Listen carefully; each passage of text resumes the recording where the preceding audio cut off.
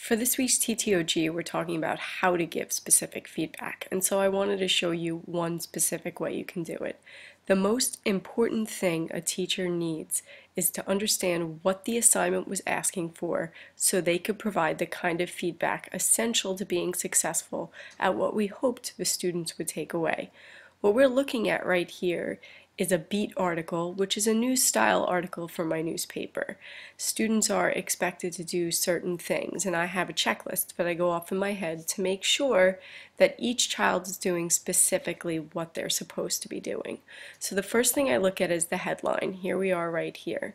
And using questions is not the best way to write a headline when doing more sophisticated styles. So specifically, I highlighted the end of the line, and in Google Docs it's really easy to leave a comment by just doing Control-Alt-M on a Mac, or Command-Shift-M on a PC. Or you can also go into a right click and get to the comments add section and just add it after you highlight the text. So I wrote, headline shouldn't be questions, that's too easy. Consider something that speaks to the content and still has an active verb to engage and interest readers.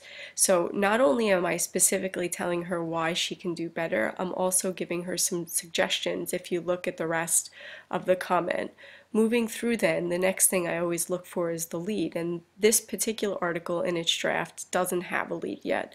So I say you shouldn't jump into the info right away. Make sure you write a lead that engages the reader and offers insight as to what they will be receiving when they read on. Leads should be short and engaging while being direct. Avoid cliche and questions or direct address using you. So again, there's some really good information in there that addresses why what's happening right now isn't correct, and even more importantly, how they could continue to improve.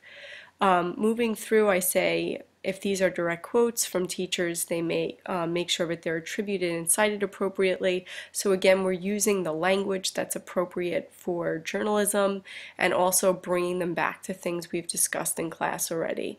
Something I might continue to say if I were going to add something else, and I'm going to just highlight this section over here, and then I'm going to put in a comment. And I'm going to say, this is good information. I'd love to see specific student work and a quote from a student about the experience.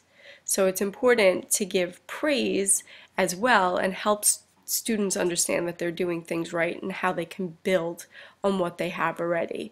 And then at the end I come down, because after I look at the structure of the article, which this one's clearly in draft form, it's not even complete yet, I come down to the end and I talk about how she could potentially end this article even though she's clearly not there yet.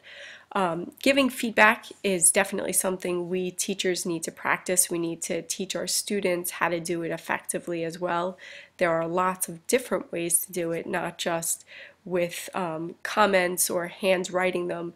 We could give them voice feedback using Voxer, which I've definitely highlighted in other posts.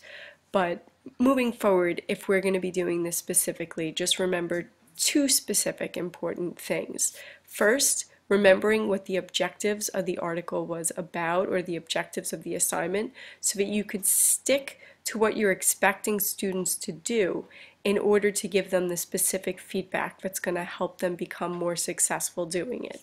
We also need to make sure that we are always praising students as well as giving them critical feedback.